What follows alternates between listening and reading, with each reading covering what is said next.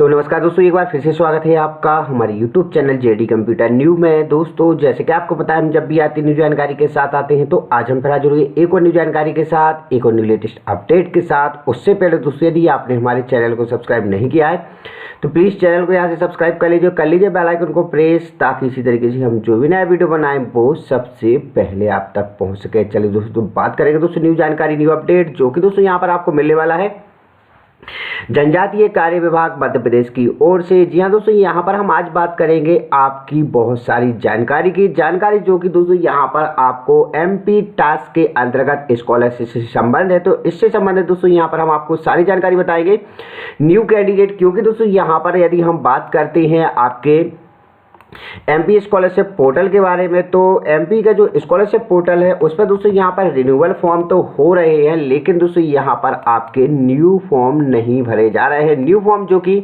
यहाँ पर आप कुछ इस तरीके से आएंगे तो आपको एक और न्यू इंटरफेस मिलेगा, जिसमें दोस्तों यहाँ पर आपको दिया गया है, सूचित किया जाता है कि अनुसूचित जाति पोस्ट मैट्रिक छात्रवृत्ति के लिए शैक्षणिक सत्र 21-22 के लिए इस पोर्टल पर नवीनीकरण हेतु आवेदन 1/12/2021 से प्रारंभ हो चुके हैं। लेकिन दोस्तों यहाँ पर बात करेंगे शैक्षणिक सत्र 21-22 में इस पोर्टल पर नवीन फ्रेश न्यू आवेदन स्वीकार नहीं किए जाएंगे, केवल नवीनीकरण ही होगा। यहाँ पर नवीन फ्रेश के लिए आवेदन हेतु संबंधित विभाग द्वारा पृथक से सूचित किया जाएगा। तो पृथक से सूचित के लिए दोस्तों यहाँ पर न्यू अपडेट आ चुका है, जो कि यहाँ पर आपको पिछड़ा वर्ग तथा अल्पसंख्यक कल्याण विभाग की ओर से आया है, जिसमें दोस्तों यहाँ पर 4 जनवरी का ये आपको नोटिफिकेशन दिखाई दे जाएगा। साथ ही दोस्तों यहाँ पर इससे संबंधित हम करेंगे जानकारी और पूरी करेंगे यहाँ पर चर्चा।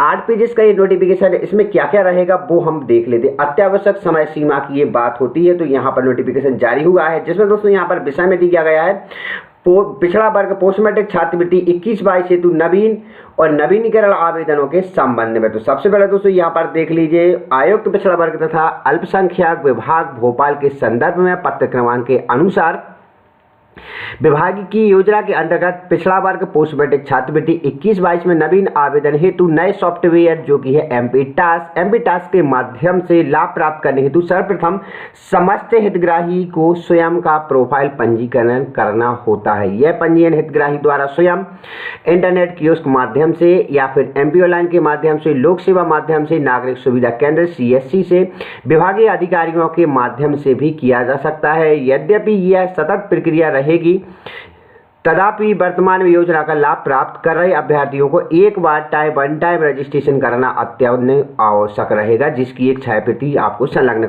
करना पड़ती है। अब बात करेंगे दोस्तों यहाँ पर इस प्रकार संबंध जो संदर्भित पत्र क्रमांक 2 द्वारा निर्देशित किया गया है कि विभाग की योजना में अन्य पिछड़ा वर्ग, पहले क्या होता था दोस्तों यहाँ पर SC और ST के लिए ये रहता था, अब दोस्तों यहाँ पर OBC जो अन्य पिछड़ा वर्ग की छात्रवृत्ति की पोर्टल है वो 21-22 इसी फॉर्म से भरे जाएंगे, जो कि 1/1/2022 से प्रारंभ किया गया है।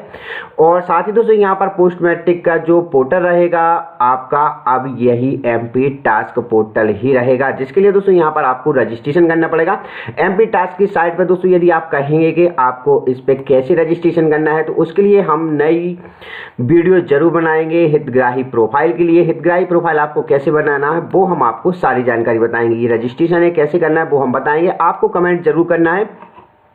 3 तारीख की डेट में दोस्तों एक दोबारा से एक न्यू अपडेट आया है, जिसमें दोस्तों पोस्ट मैट्रिक छात्रवृत्ति नवीनीकरण ऑनलाइन आवेदन 1/1/2022 से प्रारंभ हो चुके हैं। इसी साइट से दोस्तों यहाँ पर आपके न्यू फॉर्म भरे जाएंगे, जो कि आपको यहाँ पर देखने को मिलेंगे। बात करेंगे दोस्तों यहाँ पर जो आपको डाटा दिया गया है, डाटा आपको यहाँ पर देखने को मिलेगा, आप इसको चेकआउट करेंगे, जिसमें दोस्तों यहाँ पर हम बात करेंगे आपके संस्थान में केवल पॉलिटेक्निक, BE, MBA, BSc पाठ्यक्रम में अध्ययनरत विद्यार्थियों को योजना अंतर्गत स्वीकृत शिक्षण शुल्क तथा अनशुल्क भुगतान सीधे शासकीय संस्थाओं के खाते में ऑनलाइन करते हुए भुगतान किया जाएगा। और साथ ही ये उनके लिए है जो कैंडिडेट यहाँ पर दूसरी जो छात्रवृत्तियां हैं, जैसे मुख्यमंत्री मेधावी है या फिर जन कल्याण है, उनका लाभ लेते हैं, तो उनका जो पेमेंट होता है वो कॉलेज के अकाउंट में ही डायरेक्ट दिया जाएगा। इसके साथ साथ दोस्तों यहाँ पर आपको जो नोटिफिकेशन है उसमें आपको पंजीकरण से संबंध में आप दिशा निर्देश देख लीजिए हितग्राही प्रोफाइल के लिए। तो निकट भविष्य के विभाग की योजना में निर्माणाधीन नए सॉफ्टवेयर के माध्यम से लाभ प्राप्त करने हेतु सर्वप्रथम समस्त हितग्राहियों को स्वयं का प्रोफाइल पंजीकरण करना आवश्यक रहेगा। यह पंजीयन हितग्राही स्वयं इंटरनेट कियोस्क तथा MP ऑनलाइन के माध्यम से लोक सेवा केंद्र, MP ऑनलाइन, नागरिक सुविधा केंद्र CSC अथवा विभागीय अधिकारियों के माध्यम से किया जा सकेगा। यद्यपि यह सतत प्रक्रिया रहेगी। जी हाँ दोस्तों, यहाँ पर वन टाइम आपका रजिस्ट्रेशन रहेगा। आपको कैसे रजिस्ट्रेशन करना है, जिसकी डॉक्यूमेंटेशन की सबसे पहले लिस्ट देख लीजिए। डॉक्यूमेंट सबसे पहले दोस्तों यहाँ पर आपको आधार नंबर मेन रहेगा, आधार कार्ड होना चाहिए, आधार कार्ड आपका सुधरा होना चाहिए, आधार कार्ड पे OTP आना चाहिए, आधार कार्ड पे नाम, date of birth, father's name, son name, ये सारी चीजें आपकी एक सी ही होना चाहिए 10th क्लास की मार्कशीट के अनुसार। इसके बाद दोस्तों यहाँ पर जाति प्रमाण पत्र, जो कि आपका जाति प्रमाण पत्र डिजिटल होना चाहिए। समग्र परिवार की समग्र ID, समग्र सदस्य ID आपके पास दोनों होना चाहिए। अपने कार्य क्षेत्र में हितग्राही प्रोफाइल पंजीकरण प्रक्रिया सरलता पूर्वक पूर्ण हो, इसके लिए निम्नानुसार दिशा निर्देश का अनुपालन करना है। पूरी तरह सबसे पहले आप तैयारी कर लीजिए।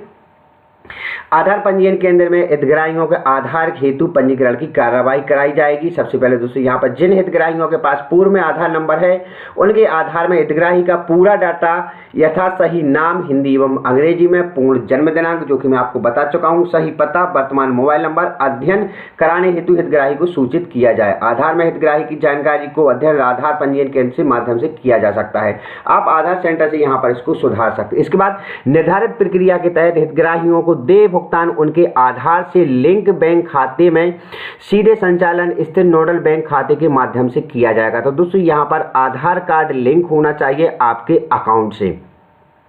जैसे दोस्तों यहाँ पर वेबसाइट दी गई है जो resident.uid.gov.in और बैंक मैपर के प्राप्त की जा सकती है। आधार की वेबसाइट से आप इसको चेक कर सकते हैं कि आपके बैंक में आपका अकाउंट जो है वो जुड़ा हुआ है नहीं जुड़ा हुआ है। ये हम आपको इस जो साइट है इस पर आपको अलग से इसका वीडियो बना के जरूर दे देंगे। तो इसके लिए भी दोस्तों हम आपके लिए यहाँ पर जानकारी लेकर आए हैं।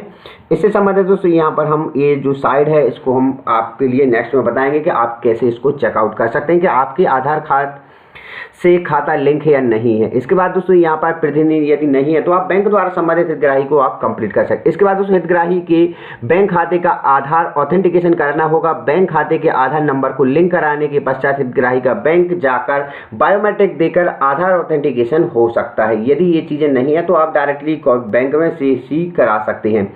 जाति प्रमाण पत्र के संबंध में देख लीजिए। जाति प्रमाण पत्र समस्त हितग्राहियों के पास जाति प्रमाण पत्र अनिवार्य रूप से हो। यथासंभव समस्त हितग्राहियों के पास ई-डिस्ट्रिक्ट पोर्टल के माध्यम से जारी डिजिटल हस्ताक्षरित जाति प्रमाण पत्र। हितग्राही के पास ई-डिस्ट्रिक्ट का डिजिटल हस्ताक्षरित जाति प्रमाण पत्र होने की स्थिति में प्रोफाइल पंजीकरण के समय किसी प्रकार के दस्तावेज हार्ड कॉपी की आवश्यकता नहीं होती है। जी हाँ दोस्तों, यदि आपके पास डिजिटल सर्टिफिकेट नहीं है जाति प्रमाण पत्र का तो वो आप जरूर बनवा लीजिए। इसके बाद दोस्तों यहाँ पर स्कूल स्तर पर समस्त छात्र छात्राओं को हितग्राही के पास ई-डिस्ट्रिक्ट पोर्टल के माध्यम से जारी डिजिटल जाति हस्ताक्षरित जाति होना जरूरी रहेगा। इसके साथ दोस्तों समग्र डाटाबेस में जानकारी का अध्ययन करना। अब दोस्तों यहाँ पर आपका प्रोफाइल पंजीकरण के समय हितग्राही का समग्र परिवार ID एवं समग्र सदस्य ID की प्रविष्टि की जाना है। तो समग्र डाटाबेस में समस्त हितग्राहियों की व्यक्तिगत जानकारी जैसे हितग्राही का नाम सही हो, परिवार मुखिया से संबंध, लिंग मतलब जेंडर मेल फीमेल सही हो, पूर्ण जन्म दिनांक हो के रूप में हो, उपजाति जाति हो, विकलांगता की स्थिति हो,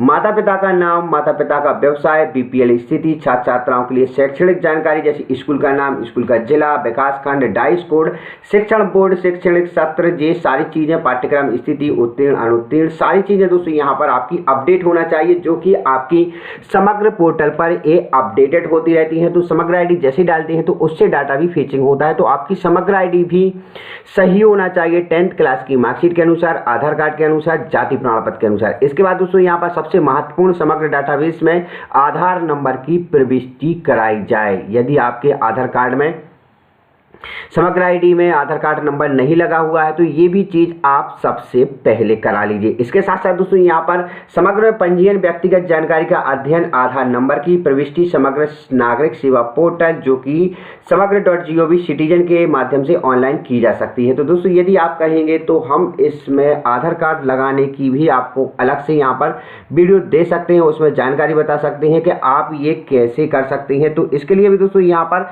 आप कमेंट करेंगे तो हम इसको भी चेकआउट कर लेंगे। इसके साथ साथ दोस्तों यहाँ पर समग्र पंजीयन के लिए उपयुक्त अनुसार कार्रवाई जिला प्रशासन के अनिवार्यता रूप से करना होगी। इसके साथ साथ दोस्तों ये पूरा नोटिफिकेशन रहा। तो फिलहाल के लिए दोस्तों इतना ही। वीडियो अच्छा लगा तो प्लीज लाइक करना, चैनल को सब्सक्राइब कर लेना। आपके मन में कोई डाउट होता है तो दोस्तों आप मुझे कमेंट कर सकते हैं। आप मुझे इंस्टाग्राम पर फॉलो कर सकते हैं @JD कंप्यूटर। यहाँ भी मैं गवर्नमेंट जॉब संबंधित, डेली करंट अफेयर संबंधित, डेली न्यूज संबंधित सभी प्रकार की जानकारी यहाँ भी अपडेटेड करता रहता हूँ। तो यहाँ से भी आप मुझे फॉलो कर सकते हैं। तो फिलहाल के लिए दोस्तों इतना ही।